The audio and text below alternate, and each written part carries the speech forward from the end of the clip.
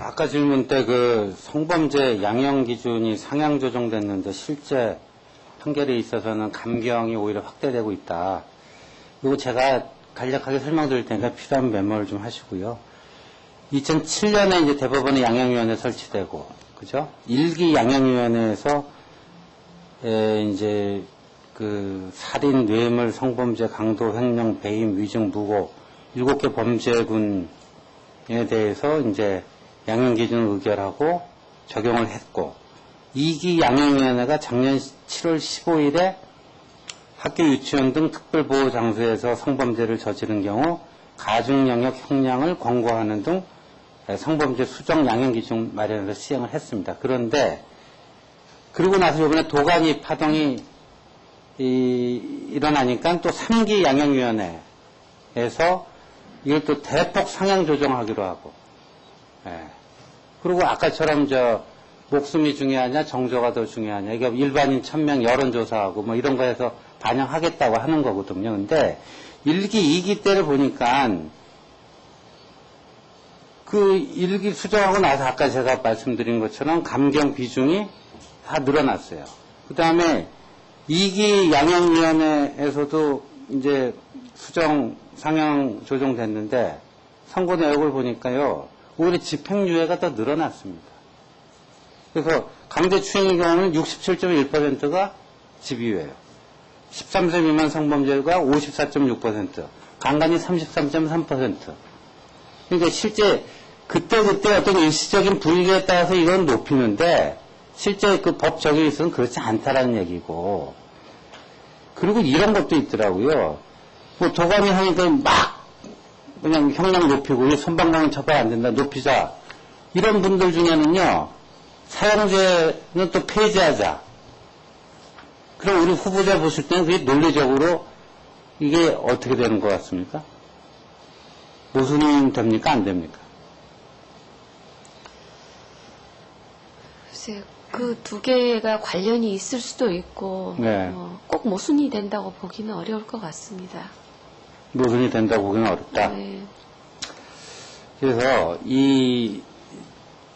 이거를 좀 각별히 좀 당부드리고 싶은데, 저희 국회의원들은 선출직이라서 그야말로 이제 표를 먹고 살아야 되는 직업입니다. 그러다 보니까 굉장히 그때그때 그 국민들의 목소리, 그때그때 여론에 아주 민감하게 반응할 수밖에 없어요. 그러나 법관은, 특히 이제 대법관은 말이에요, 선출직도 아니고, 그죠?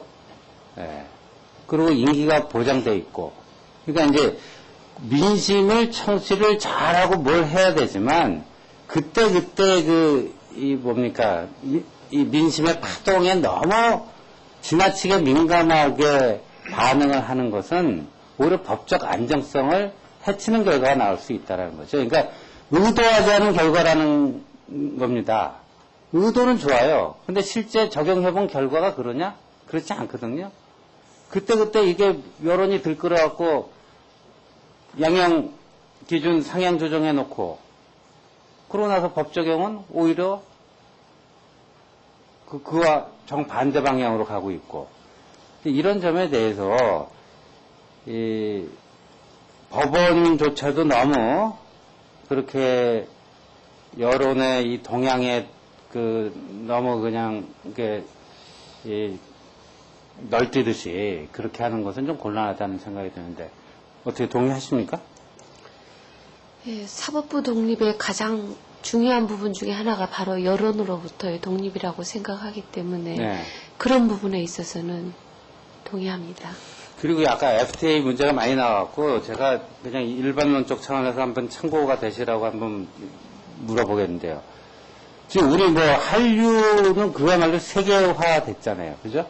한류. 그래서 K-팝 이런 게 어디 가나 대성황인데, 그 한류가 제일 먼저 일어난 나라가 어딥니까? 일본이죠. 그 겨울연가 해가지고 배용준 씨 하고 연사마 했고 그 한류 열풍이 일본에서부터 불지 않았습니까? 그거 다 아시죠? 근데 98년에 김대중 전 대통령 시절인데요.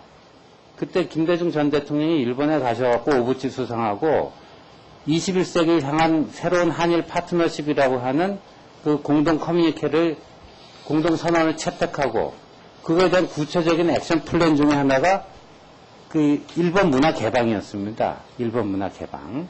그런데 당시에 국내에서 어떤 논쟁이 벌어졌는가. 일본 문화를 개방하면은 그 당시에도 뭐 해적판으로 많이 뭐 일본 만화네 무슨 일본 가요네 이런 게 들어와 있는데 그거를 그냥 공개적으로 합법적으로 그 허용을 하면은 대한민국은 일본의 문화 식민지가 된다. 이런 주장이 아주 난무했습니다. 그 당시 그 인터넷만 좀 검색해 보셔도 금방 그 확인이 될 텐데, 대한민국을 일본의 문화 식민지로 전락시키고자 하는 그 일본 문화 개방에 결사반대 이런 목소리가 있었어요. 근데 저는 당시 김대중 전 대통령의 그 해안이 참 그 대단했다라고 봅니다. 긴 안목에서 그걸 보면서 그 당시에 누가 그 일본 그 안방극장을 우리 한류 드라마가 완전히 점령하고 일본인들의 정신세계를 사로잡을 수 있을 거라고 누가 감히 예측을 했겠습니까? 그런데 그것이 바로 개방을 통해서 더욱더 우리의 경쟁력을 강화시키고 그걸 극복해 나가는 그 다이나믹스란 말이에요. 그래서 그 오늘 뭐 FTA 관련해 가지고 여러 얘기가 나오고 어제도 얘기가 나왔습니다만 그런 거를 보실 때 과거의 그런 사례들, 우리가 이제까지 많은 개방의 역사인데 개방을 해서 과연 무엇이 어떻게 됐는가에 대해서 그런 것도 같이 한번 좀 ISD에만 물론 그 법관이시니까 그거 하셔야 되겠지만 그런 것도 같이 좀 종합적으로 보실 필요가 있지 않을까 이렇게 생각이 됩니다. 동의하십니까? 네. 예, 수고하셨습니다. 다음은 신건 의원님. 예. 조순영 의원이 오셨는데 바로 하시겠습니까? 예, 조순영 의원님 먼저 하시죠.